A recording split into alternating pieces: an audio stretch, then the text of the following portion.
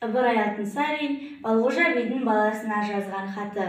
Үміт еткен көзімнің нұры балам, жаныңа жәрдем берсін Құдай тағалам. Атаң мұнда, анаңмен есен аман, сүйіп сәлем жазады бүгін саған. Атаңды сағындым деп асығарсың, сабаққа көңіл берсең басыларсың.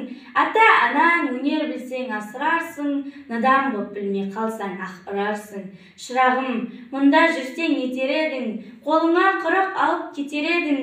Тентіреп екі ауылдың арасында жүргенмен не мұратқа жетер едің. Араз бол, кедей болсаң ұрлықпенен, кете бар кессе басың шындықпенен. Қорек тап бейнеттен де тәңірің жәрдем, телмірме бір адамға мұндықпенен. Адамға бір өзіңде көзіңсіз бе, бір әділ қазынасы кең патшаңды ізде. Қорексіз еш пендесін қалдырмайды, жаратқан бір тәңіріңнен күдер ізбе. Мақтанба бақыттымын деп бағыңызға, қартаймақ қиын сауда тағыңызда. Іске аспай бақ дәулеттің қалуы оңай, басыңнан бағың тайған шағыңызда. Мақтанба сұлумын деп ажарыңа, ажарсыз адамдар дал назарыңа. Зылиха Жүсіп пенен сұлу өткен, тұрмаған ажар ала ажалына.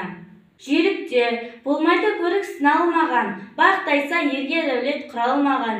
Меңзеген асқар тауға есіл көңіл, дүниеде еш нәрседен тыналмаған. Арық мал жан жолатпас бір жалданса, пенде ойлар кемемен деп бір малданса. Қадамы әзір ердің ұзамайды, жігітке бақыт шіркін сырт айналса. Ағайын жат болады алыс болса, болады жатта жақын таныс болса.